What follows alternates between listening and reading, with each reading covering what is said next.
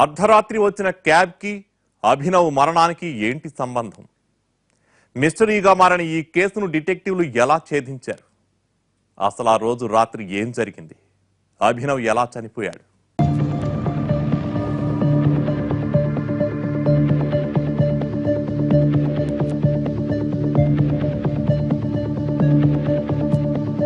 Cab number ఆధారంగా దాని driver Shankar ను పట్టుకున్నారు డిటెక్టివ్లు. 3వ తేదీ అర్ధరాత్రి క్యాబ్ తీసుకుని ఎక్కడికెళ్ళావు? అది రైల్వే స్టేషన్లో గిరాకీ ఉంటే వెళ్ళాను. ఏం గిరాకీ? అర్ధరాత్రి పిలిచిందెవరు? అయినా ఆ టైంలో నువ్వు తప్పితే స్టేషన్ దగ్గర క్యాబ్లే లేవా అంటూ రకరకాలుగా ప్రశ్నించేసరికి సమాధానాలు చెప్పడంలో తడబడ్డాడు శంకర్. డిటెక్టివ్లకు చిన్న అనుమానం కలిగినా చాలు, దాని నుంచి అసలు విషయాన్ని లాగేయగలరు. ఇక్కడ అదే జరిగింది. ఇదివరకు ఎప్పుడు ఇలాంటి అనుభవం ఎదురుకాని శంకర్ డిటెక్టివ్ల ముందు నటించలేకపోయాడు. 4 దెబ్బలు పడేసరికి నిజం బయటపెట్టాడు.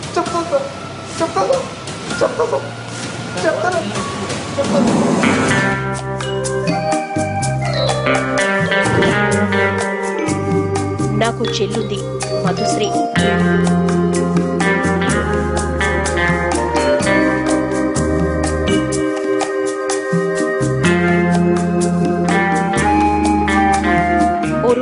నేనెప్పట్లాగే ఓ కస్టమర్ను డ్రాప్ చేస్తుంటే పక్కనున్న బేకరీలో నా చెల్లి కనిపించింది.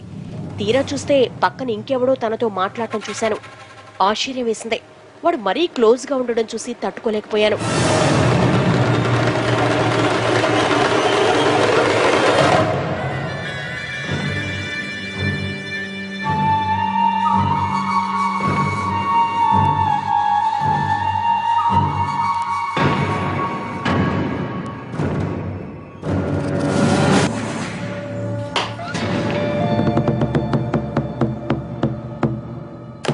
ఇంటికెళ్ళాక చెల్లిపై సీరియస్ అయ్యాను. మళ్లీ వాణ్ణి కలవడం, మాట్లాడటం లాంటి చెయ్యొద్దని చెప్పాను.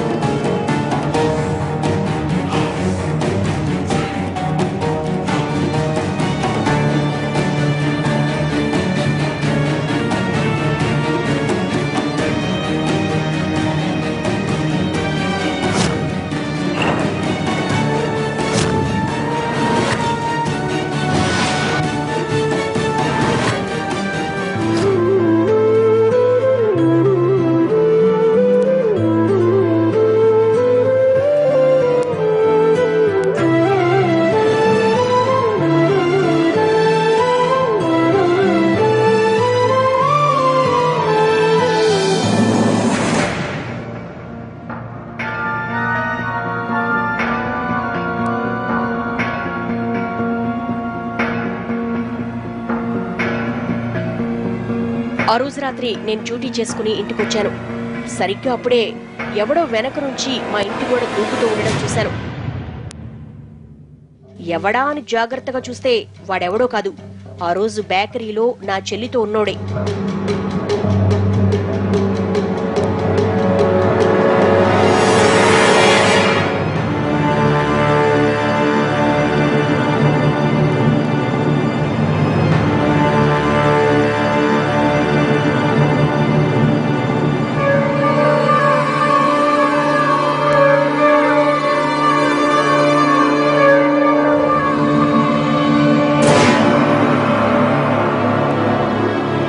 నేను తట్టుకోలేకపోయాను. వాణ్ణి వెనక్కు నెట్టాను. మా మధ్య పెద్ద గొడవే జరిగింది.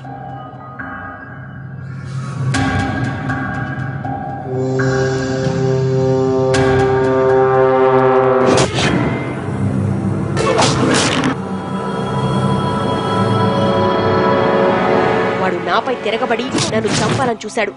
నేను తిరగబడ్డాను.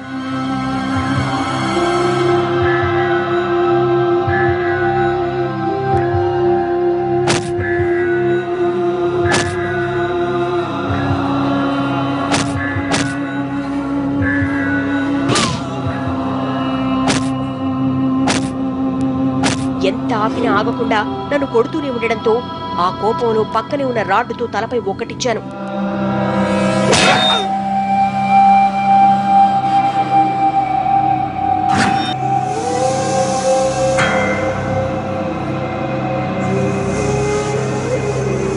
గట్టిగా తగలడంతో చనిపోయాడు.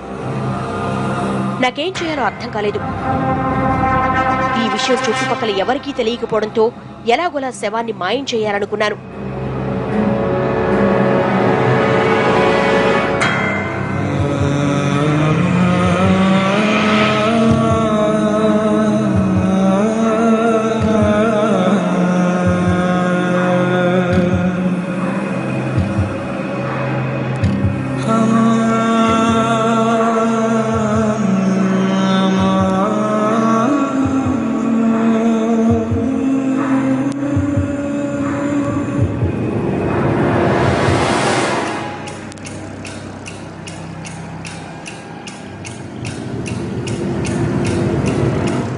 శవాన్ని క్యాబ్లోకి ఎక్కించాను.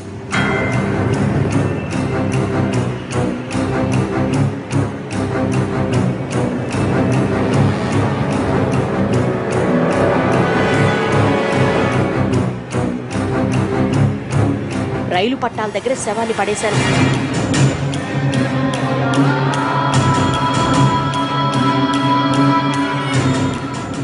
ఇది అభినవ్ మరణం వెనక దాగి ఉన్న కథ. అభినవ్ మంచివాడే, కానీ మద్యం మత్తు అతన్ని రాక్షసుడిలా మార్చేసింది. తను ఏం చేస్తున్నాడో, ఎలా ప్రవర్తిస్తున్నాడో కూడా తెలుసుకోలేని పరిస్థితి ప్రాణాలపైకి తెచ్చింది. చెల్లెల్ని రక్షించుకునే క్రమంలో శంకర్ అభినవ్పై దాడి చేసి హత్యా నేరంలో ఇరుక్కోవాల్సి వచ్చింది. ఇలాంటి పరిణామాల మధ్య అభినవ్కి మరణ శాసనం అమలైంది. ఇది ఇవాల్టి ఎపిసోడ్. నెక్స్ట్ టైం మరో వాస్తవ గాథను చూద్దాం.